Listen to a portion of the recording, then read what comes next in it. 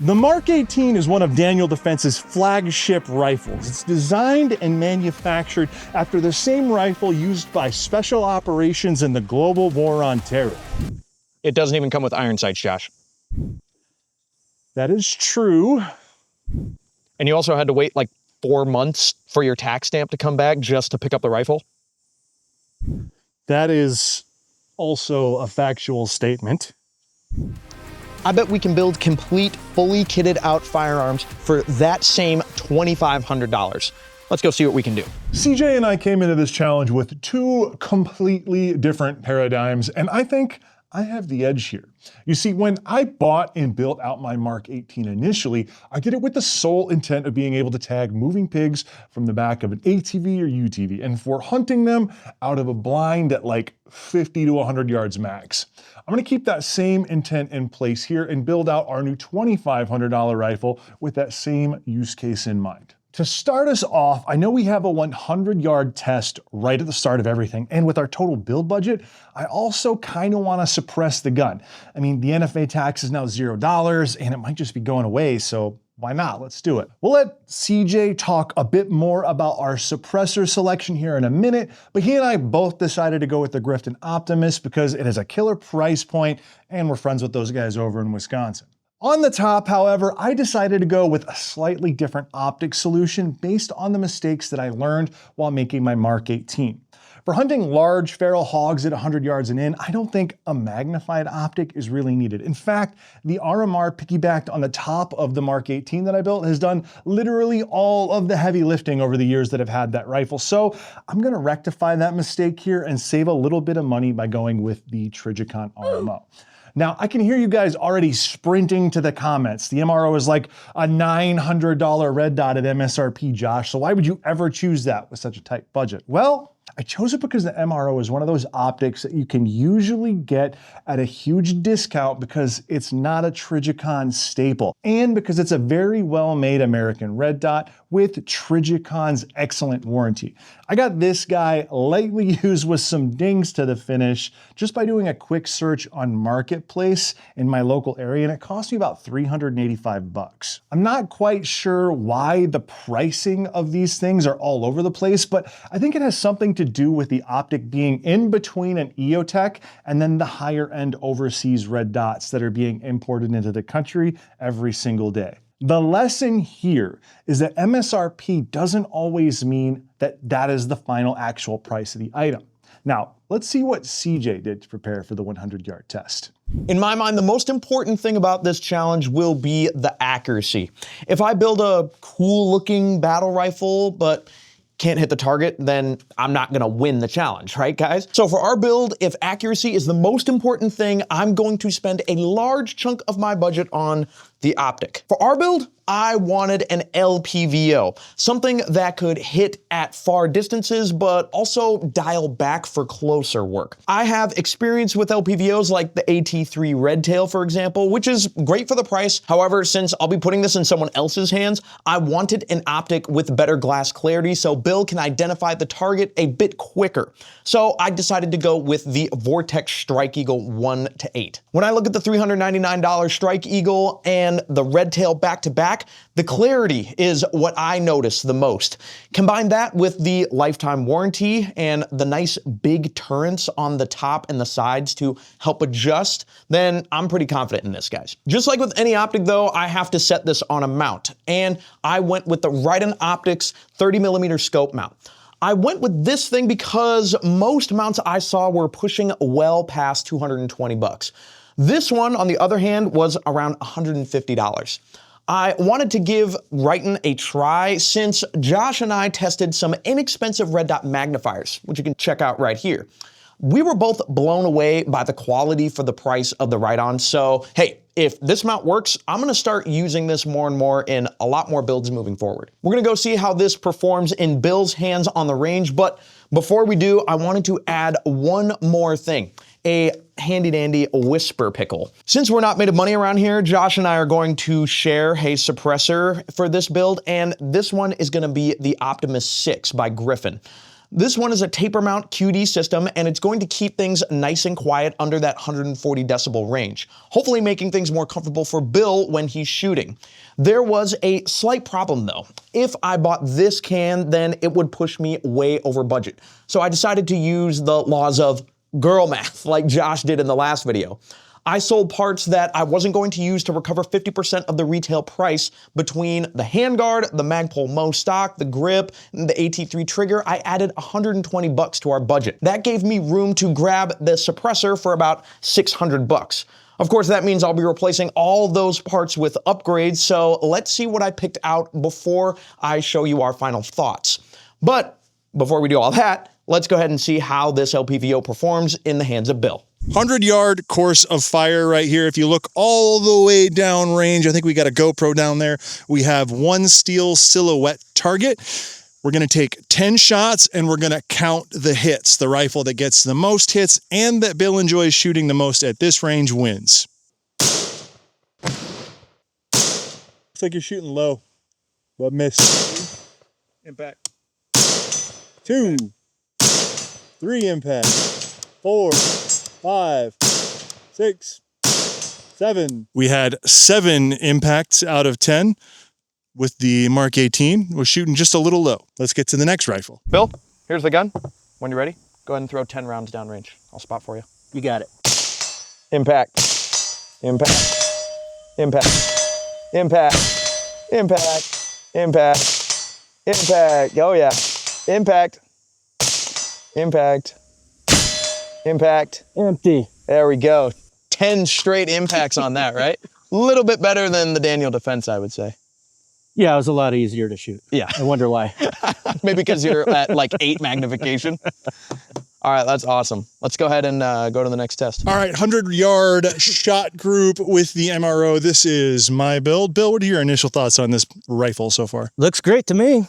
Haven't shot that trigger yet, though, have you? Have not. So this trigger actually just came out in March of this year. I'll be excited to get your opinion on it. You're something of a trigger snob. Yeah, I'll let you know. All right, let's get it. Impact. Impact. 3, 4, 5, 6, 7, 8, 9, 10. 10 for 10 on my build as well. Is it more or less gassy? It's pretty gassy. You know what we forgot to do? We forgot to change the charging handle. Let's talk about my lower receiver for a minute. Now, I know Bill and I know what he likes. I also know one of the primary things that sets our $2,500 factory rifle apart from the budget bills is the trigger itself.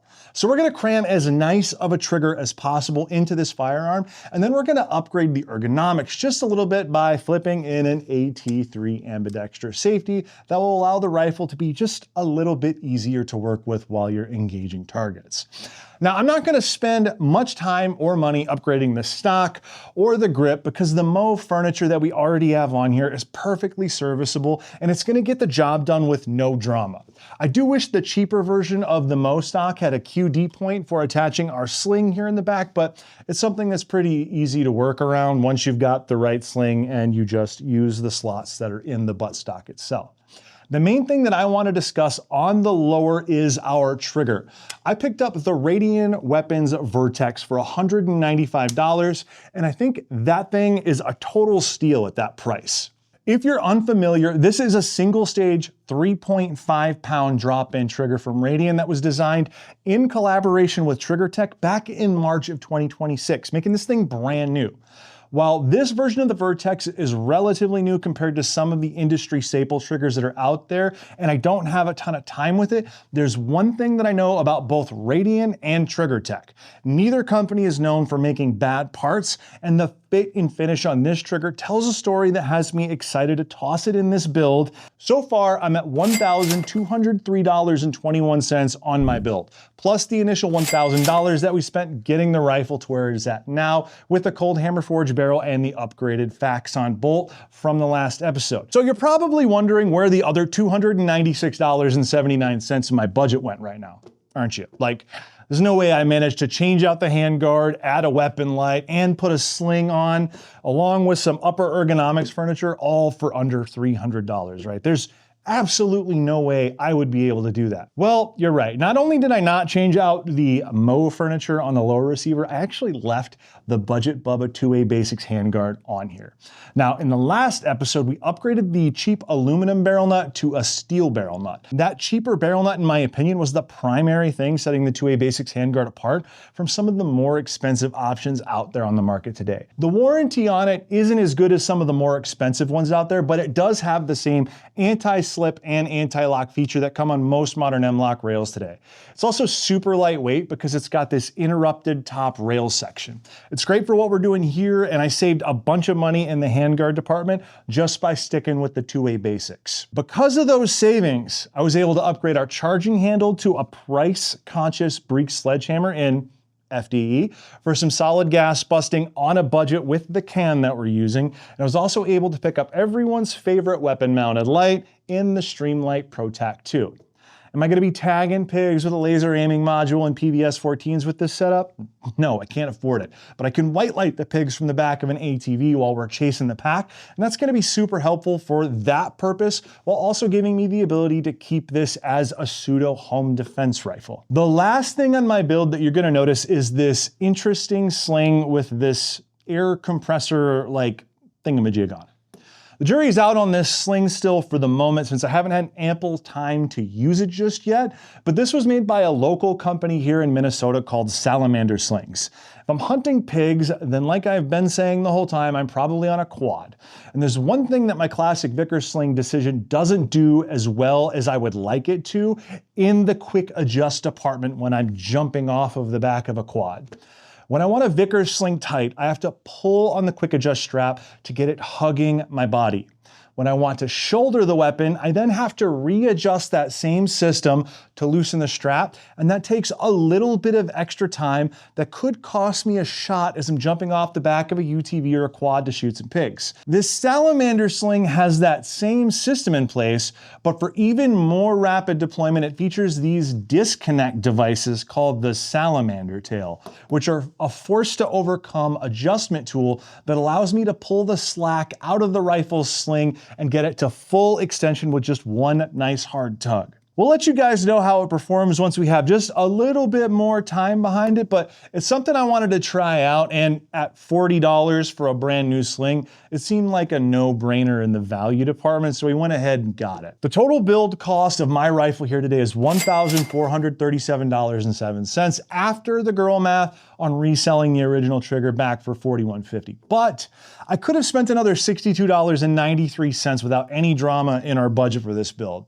I'll be curious to see what CJ's rifle looks like when he's finished up with it, so let's get over and see what he did before we get to Bill to see what his opinion is on all of these rifles that we've built here today. The biggest thing that I personally think is going to make the most dramatic change in any AR-15 upgrade project is hands down the trigger. Triggers make your gun feel completely different, especially if you're going from a super budget mil-spec phosphate trigger like a lot of off-the-shelf guns have, to one that I'm picking out for our build. Before I talk about the trigger though, I wanted to mention the grip I chose, the Difrico Kung Fu grip. I'm not gonna spend a whole lot of time on this because grips are definitely a personal preference thing, but I really enjoy the near 90-degree angle of the Difrico grip. It's kind of different for me. Some people say 90-degree grip angles make your wrist more comfortable over time because you're not going to get the harsh kink in your wrist like right here with more severely angled grips, especially if you're doing longer range work where you really want to have consistent pull of the trigger rather than a squeeze down. I don't really know how true that is, but if they're right, great, and if they're wrong, then guys, definitely let me know in the comments. You guys are always good at letting me know when I'm wrong. I also like the sharp texturing that helps me get a solid purchase, and hopefully Bill's mechanical hands won't be slipping around on this thing too much. The thing is, I wanted something that would significantly be higher quality than the mil-spec trigger without breaking the bank. And for me, there was only a few options. The Ballistic Engineering core trigger is the one I landed on. Now, I bet a lot of you guys just turned your heads at me wondering, who the heck is Ballistic Engineering? But that's the thing, guys. There are so many hidden companies out there, especially trigger companies, that, in my opinion, are doing it so right. Let me explain. This trigger has one of the crispest breaks I've ever felt, but more importantly to me, it has a responsive reset, which means I'm going to feel exactly when the trigger is ready to take the next shot. That is an incredibly overlooked aspect of a lot of triggers, guys. Most people worry about the break, but reset is arguably more important, especially when we're talking about fine precision shooting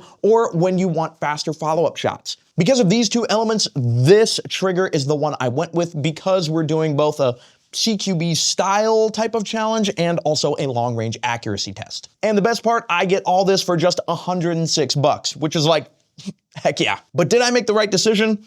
Well, let me know down in the comments which trigger you have and why it's a LaRue, but in the meantime, let's toss this thing back to the range and get it tested. Now, you may have noticed that I swapped out the 2A Basics handguard for a 12.5-inch Pro quad rail. I do prefer quad rails overall as a superior mounting system, that might be a hot take, and I love the militaristic aesthetic of quad rails, guys. However, I do get a bit more weight out at the front of the gun, which is why I decided to go with a 12.5-inch version to save an ounce or two rather than going for the full 15-inch version. That would weigh it down a bit more. In my mind, no quad rail is complete without some sort of rail covers, so I went with these Magpul ladder rail covers for $10 each.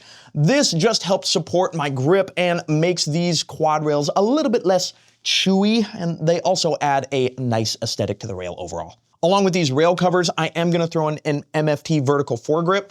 Now, I'm not a huge vertical foregrip guy, but you know, I am gonna try it this time, and I do think it's gonna help Bill's grip out at the range, and if he uses it, then great, and if he doesn't, then no big deal. Moving from the front of the gun to the way back, I decided to swap out the Magpul Mo buttstock for a Magpul DTPR stock.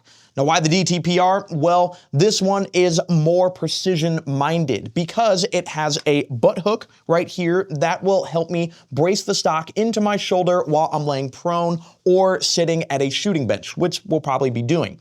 It also has a bag rider underneath so that I can pop the stock up on a shooting bag for stability and control the elevation by squeezing the bag. If you watch my review of all the Magpul stocks, then you'll also know that this one is one of the tightest fitting stocks, which is a big priority for me because I hate when my stock rattles on the buffer tube. I hate it. And that's just me, guys. If you don't care about that, then it's whatever, but it's something that I care about, so don't hate on me too bad. In my mind, guys, no rifle is complete without a sling either, so we can go with a pretty basic 2-point sling here. The Magpul MS-1. This one is more of an upgrade over something like the Blue Force Gear Vickers sling because it's thicker, it's got quite a bit heavier material, making it more of a duty sling in my mind.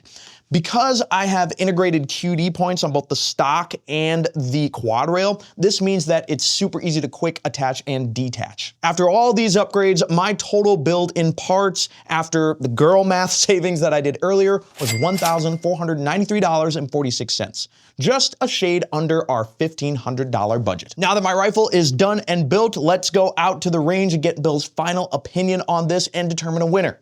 I'm feeling pretty good about my chances, guys.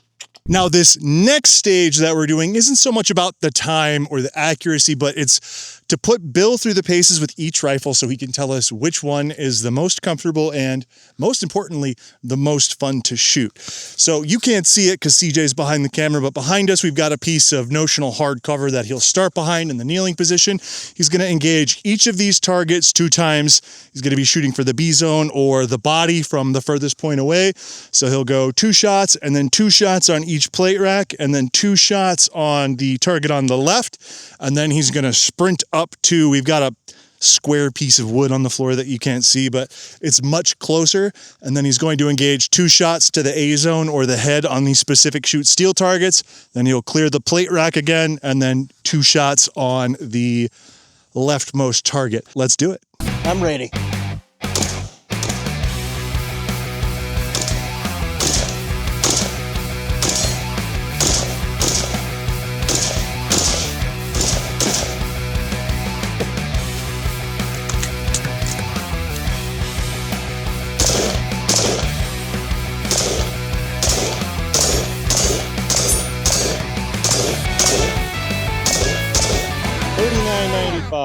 Listen to me. Someone make a good shot timer app that doesn't suck. Bill, Mark 18, you did 100 yards, you shot 10 times, you hit 7, you did a little course of fire. Not optimal shot grouping. I know you're a much better shooter than that. What do you think of the Mark 18 so far? $2,500 as it sits with the iron sights I had in my truck because it doesn't come with iron sights. Yeah, no. The Mark 18, it's shot nice. I actually like the recoil impulse. I thought it would be a lot more harsh because of the length of the barrel, but no, that went really smooth, I thought. What issues is it giving you? Just out of the box? Yeah, the trigger's awful. Military grade trigger. If it's going to cost, what did you say? $2,500. That's a lot of money. It's going to cost that much money. I would have expected a better trigger. Also, these iron sights, I can't see. Because of the lighting and how skinny the front sight post is on this, not very optimal. It's a cool rifle. I can see why people would say it's durable, reliable, but for that much money, I don't know, expect a little bit more out of it. So well, let's go give my rifle a go, huh? Yeah, let's do it. All right. So for my rifle, we're gonna do just a little different. Like I said at the beginning of the video, I wanted to kind of emulate my pig rifle, which is why I picked the salamander sling. So we're gonna have Bill start from the UTV and go through the same course of fires, but it's gonna be like he just ran down a bunch of pigs and now he's hopping off to get them. So Bill, on the beep, are you ready? I'm ready. Beep! Pigs!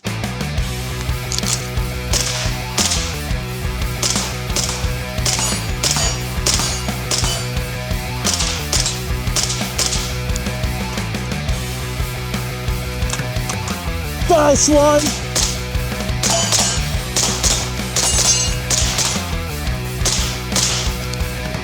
All right, so now that you've shot my $2,500 gun versus the Daniel Defense, you're gonna shoot CJ's next, but what do you think of mine so far? I prefer it over that Daniel Defense. Yeah, the Mark 18's got the shorter barrel and easier to maneuver, especially even on this range here, but everything about it, the recoil impulse, obviously the suppressor helps, but the trigger miles ahead of that duty trigger. And then also you have a Trijicon MRO on it, which, you know, compared to offset irons, that's a bit more useful. But I'd say the key driver for me was the hand grips. Really? Yeah, I got leprechaun hands, and these fit better. All right, well, what do you say we go get CJ's rifle and you run through that real quick? Yeah, why not? All right, let's do it. All right, Bill, whenever you're ready.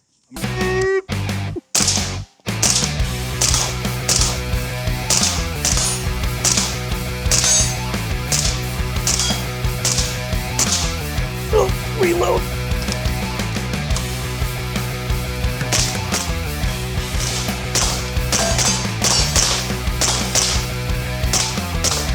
Yeah. So Bill, you just did the 10-round, 100-yard test, and then you did this course of fire really quickly, some CQB action a little bit. What's your review of this gun compared to the Daniel Defense? Yeah, I liked it. I enjoyed it. Okay. I never experienced The Difrico? Yeah, Yeah. it's pretty nice. I will say it's a little slippery though. Okay. And then the mag change, you know, the sling's not really adjusted for me, I don't think. So Okay. I had a little bit of trouble. Shot really well, super smooth shooter. Okay. I could see at the long range that it grouped really well with this barrel. Yeah, with the Geisley barrel, a little bit Right. more of expensive of an item. How was the experience with the optic compared to the iron sights that you couldn't quite see all the way on the Daniel? Well, normally I actually like iron sights, and I usually shoot pretty well with them, but on that Daniel, with the lighting and basically all the factors played a role, I couldn't see the front sight post. Right. But with this? With this, yeah, I saw a reticle. That made it a lot easier. Perfect, So, perfect, awesome. Well, it looks like you did obviously better than the stock Daniel, but let's say, let's go on. oh, and what was the trigger, by the way? Oh, the trigger, yes, that was the ballistic engineering, Okay. the ballistic engineering core. What were your thoughts on that? Yeah, no, I like the trigger. Okay, awesome. Yeah, a lot nicer than the duty, Okay. which I get it for Daniel Defense. I get why it's there, but More of a duty trigger. Yeah. But for accuracy in this kind of work, this feels a lot better to you. yeah, it's a lot more fun to shoot. Awesome. All right, so CJ and I are gonna Gen Z mic, but we got Bill all mic'd up over here. Bill, let's rank the rifles from last place to first place and tell us why. I would say that the rifle that I'm holding in my hand right now, I'd put this at third place, but barely. And the reason why for third place is because, and the whole exercise, according to you all, is it's all about how much more you can put into your rifle with the same amount of money. And well, I just didn't shoot very well with offset irons that we found in the back of Josh's truck. For what you get with the money, I had a more fun and practical experience with the other two. For the other two, I'd put CJ's rifle in second. Okay. Second. So why is mine not the winner? No, the reason why is two things. One, I'm not a fan of the LPVOs. Okay. It's just personal preference. I don't shoot very well with them. I don't like how there's added thought to the magnification. I like it's like kind of like an ACOG for me. And keep in mind, I've got a little bit more time on it. But an ACOG, you know, it's 4X and that's all it is. And then a red dot is 1X and that's all it is. Don't worry about it. Also, the handguard. The handguard was a bit thicker than I prefer. And, you know, compared to, say, even the Mark 18, but definitely Josh's. And then finally, the grip. So I wanted to like that vertical grip that you had on yours, because I've been thinking about adding that. But it was really slippery. It messed up my mag change. And yeah, so therefore I don't like it. I see. I would put it definitely in second over the Mark 18 for obvious reasons. Okay. It's got a scope. And it was much more pleasurable to shoot, especially with that trigger. And then that led us to Josh's rifle. And for me, to be honest, it really comes down to the red dot and the handguard. It was just a more pleasurable shooting experience for me. I liked the trigger in both, not this one, but in yours and yours, and they're both different triggers. So Bill, what would you say? You said you liked both triggers. How would you rate maybe 1 out of 5, 5 being, the best trigger? Which one kind of wins out on that? I thought you were going to ask me who came in first and second. I hate to do this to you, but really? Yeah. Wow. Yeah. Okay. That, my trigger is quite a bit. It is less expensive than the new trigger tech. Yeah, and it wasn't that. It's not like I felt quality difference. Okay. It was had a harder wall to get past, and it was much softer and easier to follow up with the reset in yours, but barely. Okay. Still a good trigger. Okay, I got you. You could even say closer to equal. I've known Bill since, 2007, guys. I really appreciate you having us out on your property. Bill, if you could have any words of wisdom for our viewers before we send you off, what would it be? Will you put me on the spot like that? Buy AT3 Tactical. Okay, we'll cut that part. He's gracious enough to let us come out here and shoot pretty much whenever we want to. Really appreciate you doing that, Bill. Glad we could have you on today.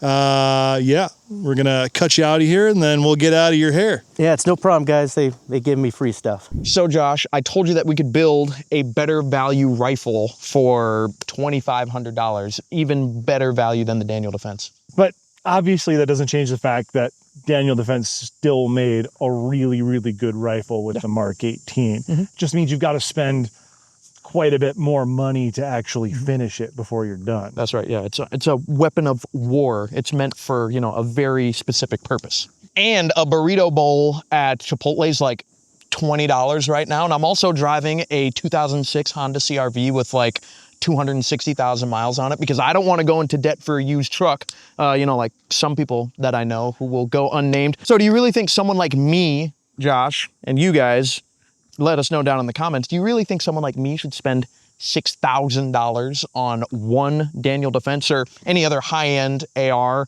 when I could buy like 2 for that price? You're not wrong, but it's really between the individual and their bank account. When you start putting a bunch of IR capabilities on a rifle, it really pushes that price up. If price wasn't a factor at all, I'd probably rebuild my Mark 18 the exact same way that I did originally. But saying that, I would definitely not be upset if I owned either of the 2 rifles that we shot today. They're both really well done. I think so, yeah. But Josh, I say let's let the viewers decide. Guys, go ahead down in the comments and do the quiz or the poll and let us know which gun you would rather have. And while you're down there, go ahead and hit subscribe. But then also, if you guys want to see how our $2,500 battle rifles started out, they were at one point $600 guns that we put up against the Mark 18. If you want to see that video, go ahead and check it out right here, and we'll catch you guys over there. We make our own transitions like Josh. All right, so this is our 100. We got a little phlegmy there. All right, this is Bill from Craddock Gunworks shooting 100 yards with the Trijicon MRO. I don't know what he just said. Sorry for the choppy jump cuts and zooms and shit you're having to do right now, Ben. He's good. That's why we pay him the big bucks. Ain't that right, Ben?